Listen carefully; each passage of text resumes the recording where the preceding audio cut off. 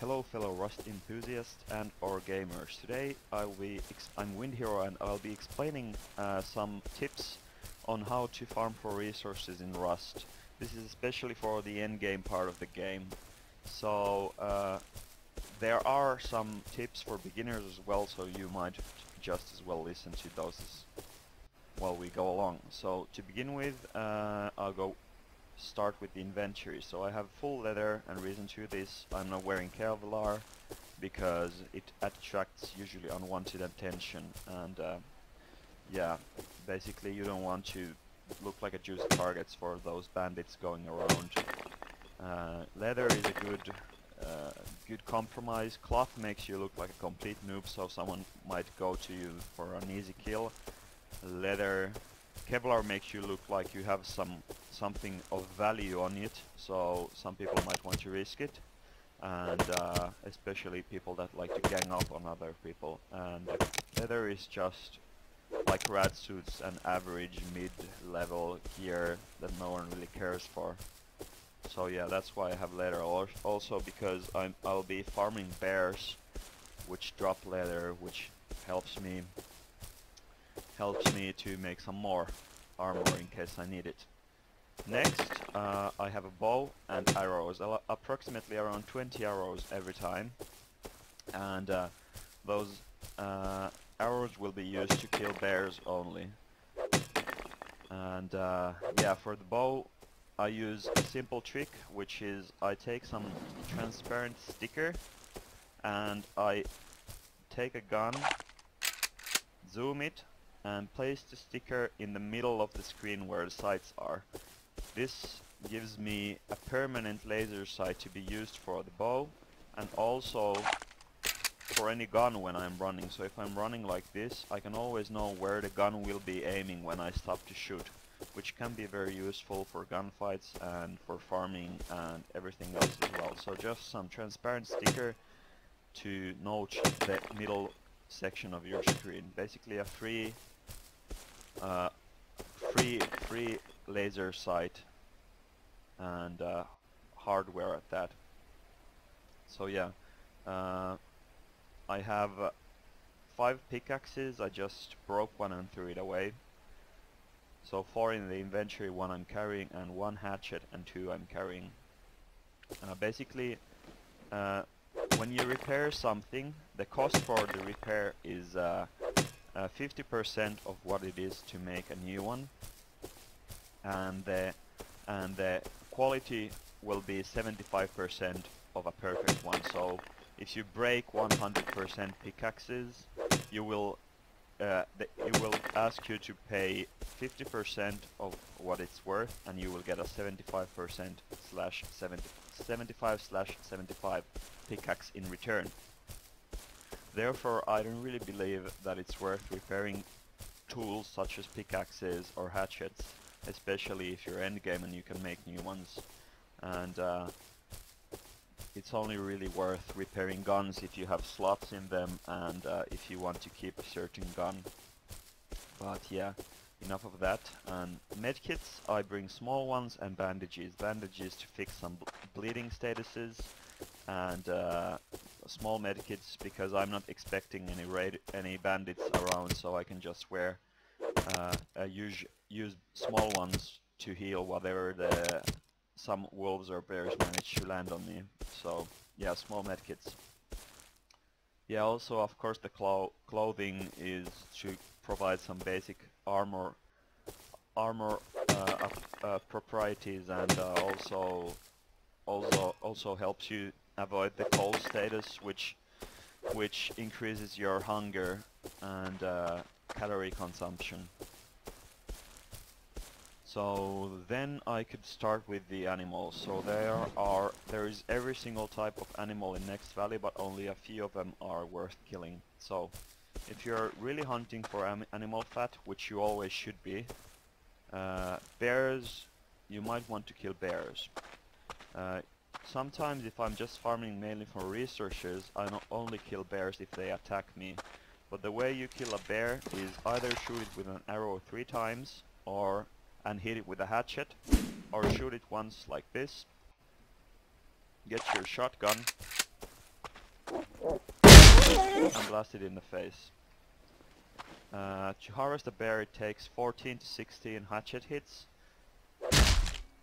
and what you get from these 14 to 16 hatchet hits are you always get 6 blood, that's guaranteed, as well as 10 animal fat, that's also guaranteed. On top of this you get from 8 to 10 cloth, leather and chicken. So that's random generated, but the blood and the animal fat is guaranteed to be the same each and every time.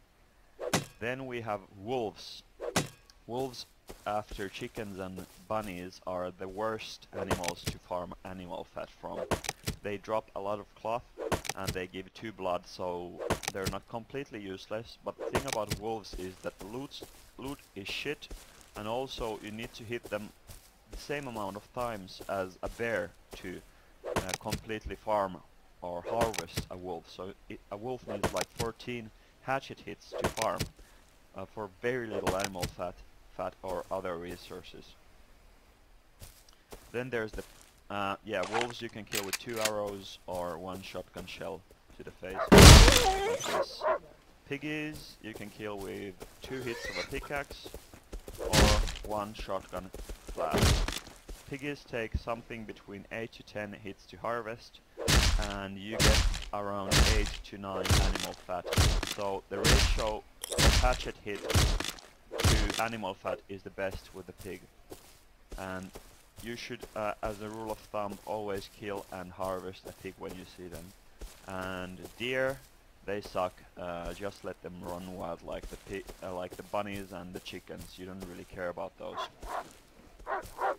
And if a wolf is following you or a bear is following you and you don't have the stuff to kill it or you don't want to kill it, you can jump on a wood pile like so, and either it will do like this one did, where it jumps on top of it with you but cannot attack you, or it will come to the bottom of it, will not reach you and will run away.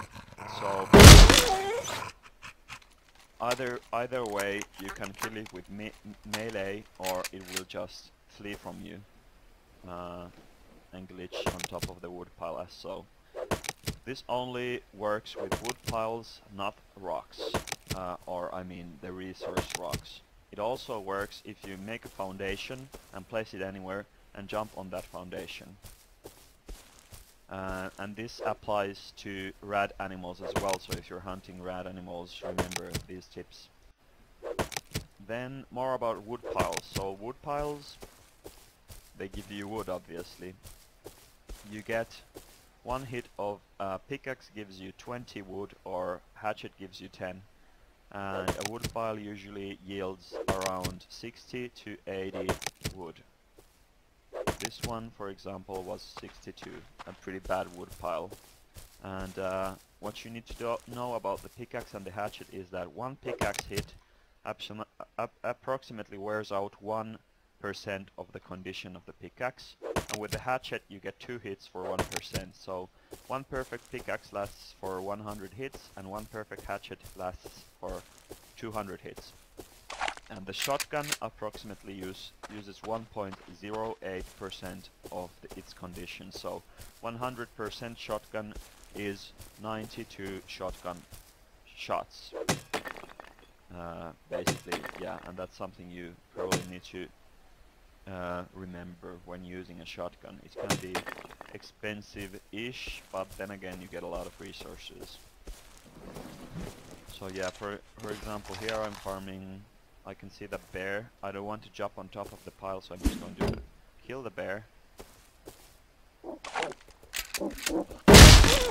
Harvest it. Here you can see 3 blood, 3 fat, 6 blood, 6 fat.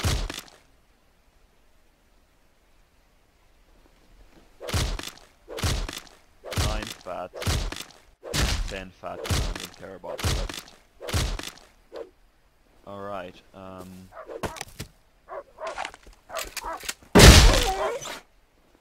then we have the rocks. The rocks are very important for you in the end game phase and also in the beginning. So there's 3 different types of rocks. There's a stone rock, which looks like this, a sulfur rock, which looks like the stone rock, except it's a golden color, such as this. And then there is a metal rock. This is a sulfur. And the metal rock, which is a steel colored rock, completely different from the sulfur and stone rock. And metal rock is here. So how it works is that metal rock yields mostly metal, sulfur rock yields mostly sulfur, and stone rock yields mostly stone. So metal rock, you're going to get anything between 8 to 13 metal ores, 1 to 5 sulfur and 1 to 5 stone on one rock. So this is 4 stone, 8 metal, 10 metal and 2 sulfur. Pretty good one. Then let's go to the sulfur rock. It's going to give the same except in opposite ratios. So now instead of getting 10 metal, 10 I'll be probably getting 10 sulfur, and instead of getting 2 sulfur I'll be getting 2 metal, and usually the same amount of stone. So let's see. 3 stones, 9 sulfur, 3 metal, 10 sulfur, 3 metal, 3 stones. Pretty good. And for the stone rock you'll be getting up to 15 stones and something between 1 to 5 metal and sulfur ore. 1 metal, 2 sulfur and 11 stone. So the stone rock is the shittiest of them all, shittiest of the bunch, and it looks like the sulfur rock, except it has this orange, pink, reddish tone to it. You should always farm all the rocks you see, because when you destroy one rock, that allows for the respawn of another rock, so which could be a metal rock or a sulfur rock. So always destroy all the stones you see. And also it is, if you don't really need wood, like I kinda don't need wood, that's my base and that's my waste of wood base, or my outpost. As you can see, it's like 53 floors high. I've done it solo. You still want to get wood because there's always useless shit you need made from wood. Like I started making large spike walls which decay very fast, but I don't really care because I have so much wood that I don't know what to do with it. And yeah, wood also, when you burn wood you get charcoal, which is used to make gunpowder, which is used to make C4. Much like, yeah, and for those who don't know, animal fat is the ingredient of low-grade fuel, which makes explosives, which then makes C4. So that's why you want to hunt animals for animal fat, even in the beginning of the game. Some people say that the animal fat is the hardest ingredient of the C4 to get, or not the hardest, but the most annoying to get. So that's why you should always harvest pigs and other animals when you see them, because you don't want to, when you're done with your game, you don't want to be in the end game phase where you need nothing else but the animal fat to make your C4 to raid people. So yeah, always get the animal fat. Then let's talk about the yields of different materials or ores. So when you put 1000 wood, 1000 metal ores and 1000 sulfur ore into furnaces, the yield will be approximately 5500 metal ore, 3500 sulfur, and always 2520 charcoal. So you get approximately 5.5 frags per metal ore and approximately 3.46 sulfur from a sulfur ore, and you always get exactly 2.52 charcoal from a piece of wood.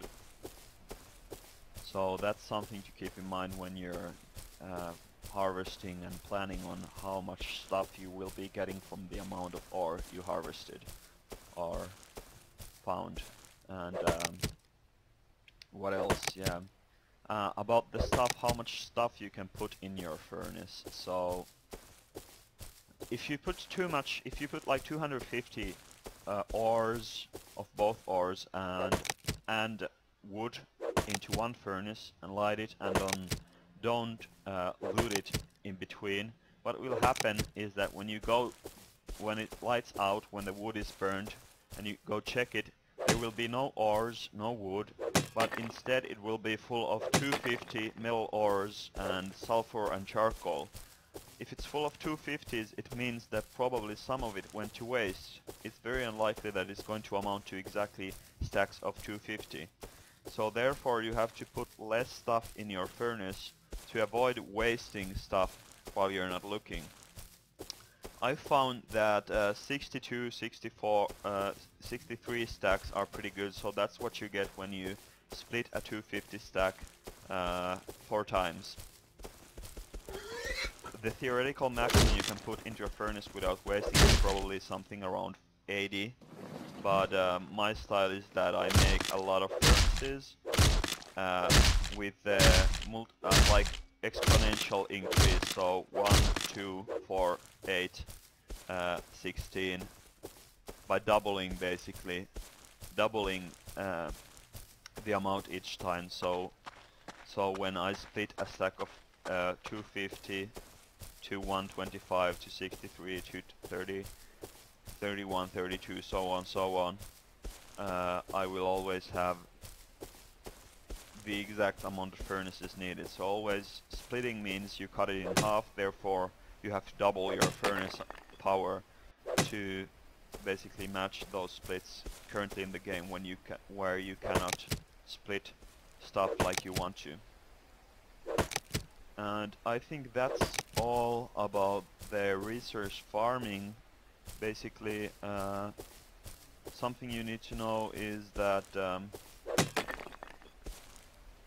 in one day, from dawn to dusk, you get approximately like 200 ores and a lot of wood, like couple K, 3, 4K of wood. And then about the server I'm playing at, well, which is currently pretty unpopulated, but I'm hoping you guys could change this by joining. And I'm going to show you the server information in 1 second. So you can either find this server with its name, which is let me show you, EU Rust Shot Add Content 1405 PvP, and it has a very active admin and also a fair admin, so I really recommend you join. And let me see if I can find you the net.connect. There you go. So to get in, you just open your console with F1, type net.connect and put the IP, which is 108.61.98.123 colon 28016 and type enter, and that's how you will log in on this server. So thanks a lot for watching. Hopefully you enjoyed, and yeah, I hope to see all of you guys on this server on a later date. Thanks.